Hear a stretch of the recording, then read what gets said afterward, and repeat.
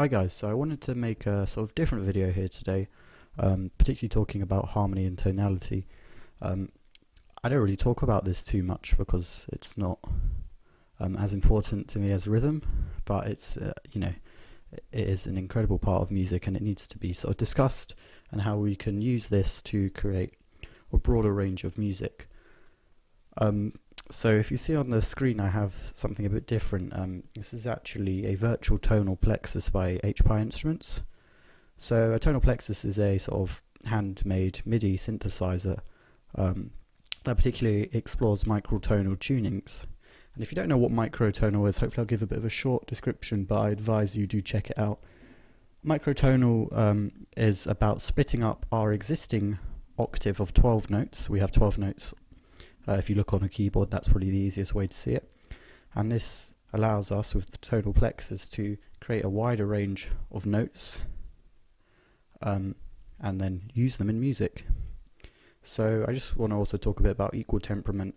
Each of our 12 notes have the same interval between each other. So every note is, I guess, the same. And this is the same with the tonal plexus.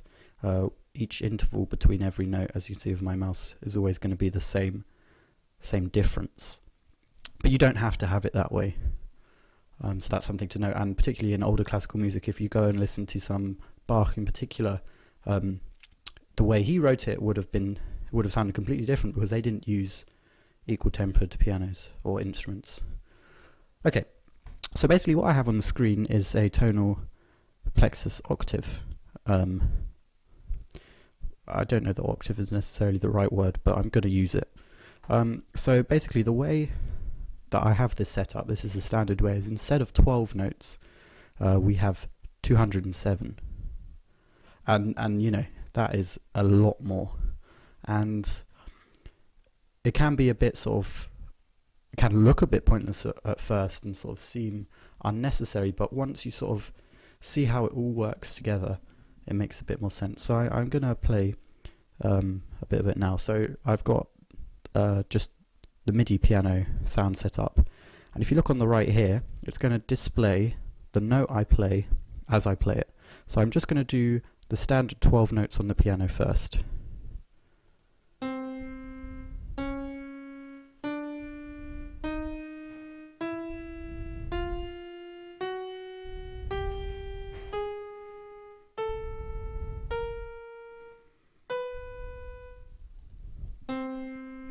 And that's a piano octave, and that's all you're given when you play on any instrument today.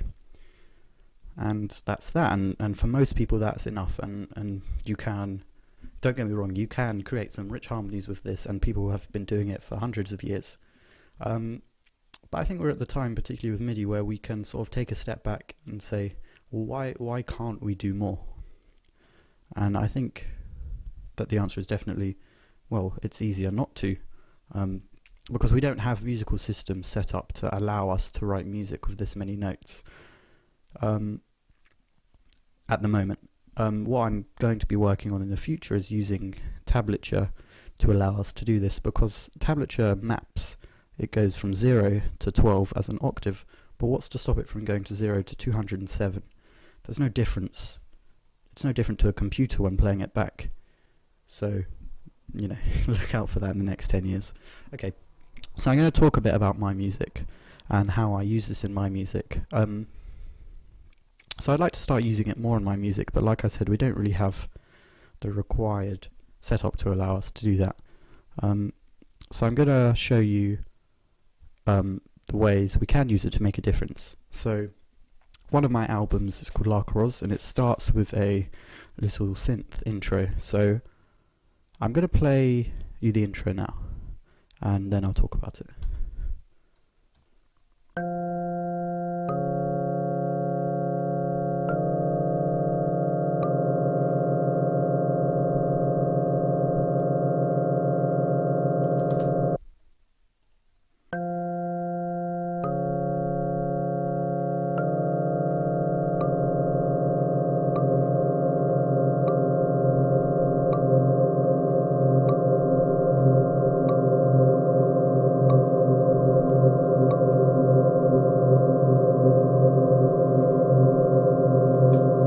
Okay, it was a bit rough because it was playing it live with MIDI, but essentially that's how the album starts. And at first, I think it sort of sounds a bit normal, if anything. It's playing around simple. You can't see me, but I'm going to use quotation marks. Simple harmony. It's not, but it's based on it. And I'm going to show you the difference. So I'm going to play it again, and I'm not going to tell you what I'm going to do differently. But listen to it this time.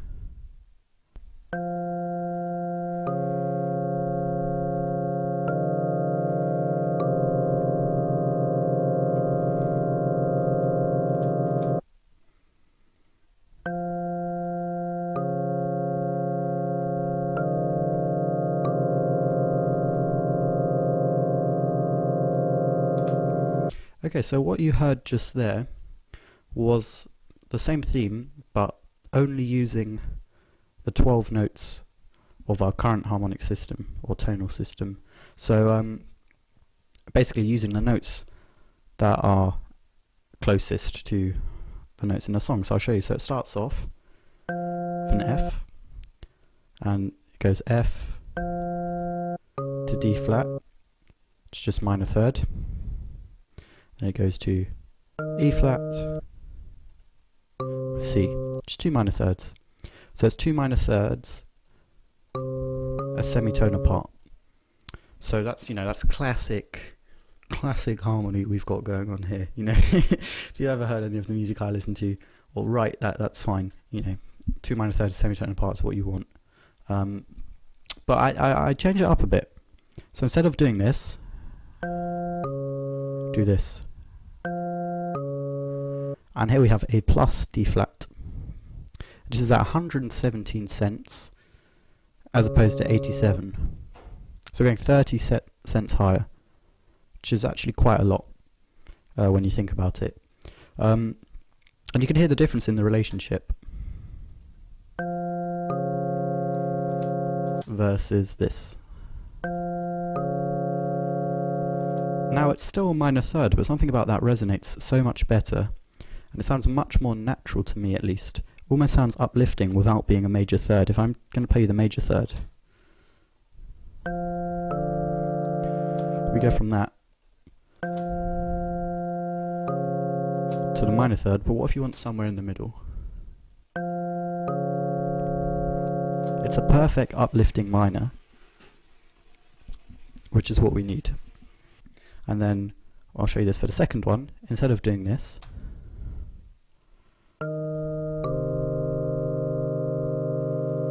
or in fact doing this,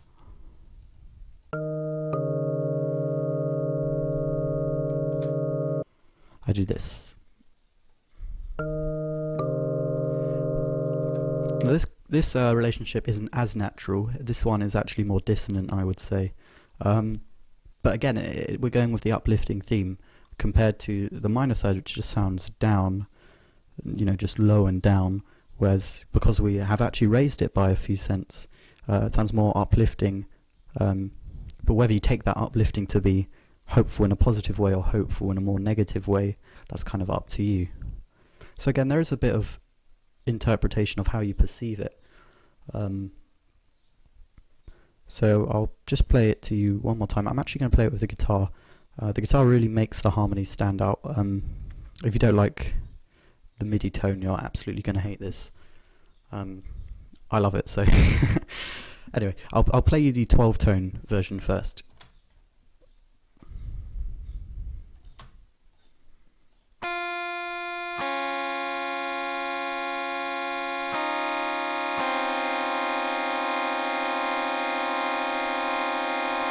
Sounds good, but now I'm going to play the microtonal version.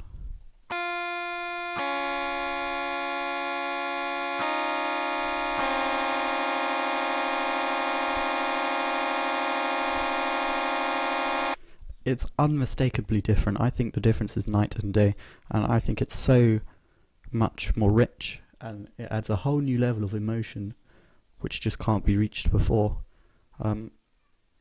And I think we could really benefit from composing with this, because it doesn't take you too long to get used to the intervals. And as much as sort of you may disagree,